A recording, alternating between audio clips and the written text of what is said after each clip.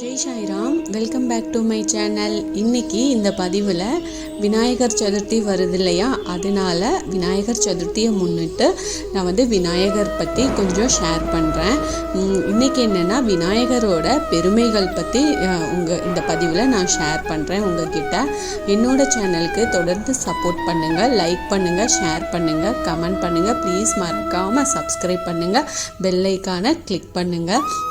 நம்ம சம்பிரதாயத்தில் எல்லா சுபகாரிய நிகழ்ச்சியிலும் பார்த்திங்கன்னா எந்த பூஜை எடுத்தாலும் முதல்ல துதிக்கப்படுபவர் முழுமுதற் கடவுளான விநாயக பெருமான் தான். இவர் கலியுகத்தின் கண்கண்ட தெய்வம் விநாயகர் தான் அப்படின்னு நமக்கே தெரியும். விக்னங்களை எல்லாம் உடைத்தெறியும் வல்லமை பெற்றவர். அதனால விக்னேஸ்வரன் அப்படின்னு போற்றப்படுறாரு. தன்னலமற்ற பக்தியின் மூலம் விநாயகரின் அனுகிரகத்தை நாம எளிதாக பெறலாம். விநாயகரை அனுதினமும் நாம ஆராதிக்கலாம். ஏதாவது மாதந்தோறும் வர சங்கடஹர சதுர்த்தி அவருக்கு ரொம்ப உகந்த நாள். ஆவணி மாதம் வரும் விநாயகர் சதுர்த்தி ரொம்ப ரொம்ப விசேஷம்.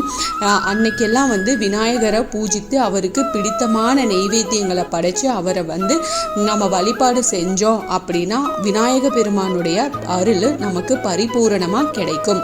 விநாயகரின் பெருமைகள் பார்த்தீங்கன்னா, பார்வதி தேவி பரமேஸ்வரனை பூஜித்து பெற்ற தவ புதல்வன் தான் விநாயகர்.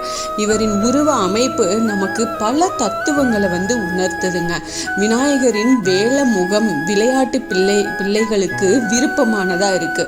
அகலமான காதுகள், அதாவது மற்றவர் கூறும் வார்த்தைகளை உன்னிப்பாக கேட்டு நல்லவைகளை ஏற்று அதன்படியே நடக்கணும் அப்படின்றத நமக்கு உணர்த்தத்தான் இருக்கு.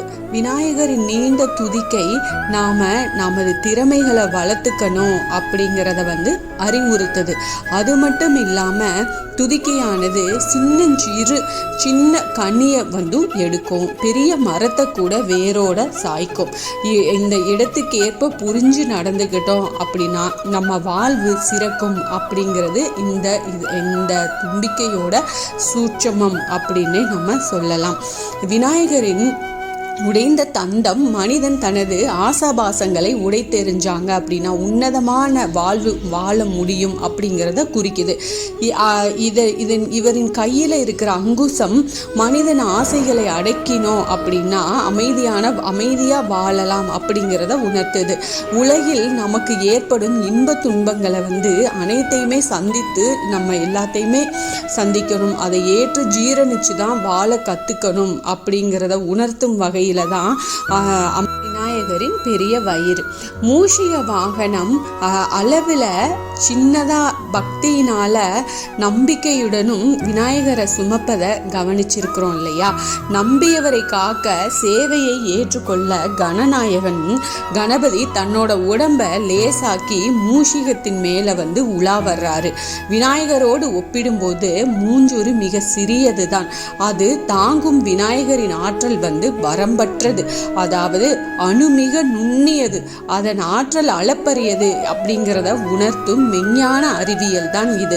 இதை அனைத்தையும் விட அடிப்படையான ஒரு செய்தி தான் விநாயகர் உணர்த்துவது என்ன அப்படின்னா, எல்லாரும் அணுகும் வண்ணம் எளிமையாக இருக்கணும், இனிமையாய் இரு, பொறுமையாக இரு. அப்படி இருந்தா எல்லாருனாலையும் அனைவராலும் விரும்பப்படுவாய் அப்படிங்கிறத விநாயக பெருமான் நமக்கு உணர்த்துகிறாருங்க. எவ்வளோ பெரிய பெருமைகள் பார்த்தீங்களா நம்ம விநாயக பெருமானுக்கு. இன்னைக்கு எனக்கு தெரிஞ்ச விநாயக பெருமானோட பதிவு, அவரோட பெருமையை நான் உங்ககிட்ட ஷேர் பண்ணியிருக்கேன். இதுக்கு அடுத்து வர்ற பதிவிலையும் எனக்கு விநாயக பெருமான் பற்றி தெரிஞ்ச பதிவுகள் எல்லாத்தையுமே உங்ககிட்ட ஷேர் பண்ண இருக்கேன். என்னோட சேனலுக்கு தொடர்ந்து சப்போர்ட் பண்ணுங்கள், லைக் பண்ணுங்கள், ஷேர் பண்ணுங்கள், கமெண்ட் பண்ணுங்கள். ப்ளீஸ் மறக்காமல் சப்ஸ்கிரைப் பண்ணுங்கள். என் பதிவு எல்லாத்தையுமே பாருங்கள், கமெண்ட் பண்ணுங்கள் கண்டிப்பாக. இதே போல் அடுத்து ஆன்மீக பதிவு உங்களுக்கு கொடுக்குறேன். மீண்டும் அடுத்த பதிவில் சந்திப்போம்.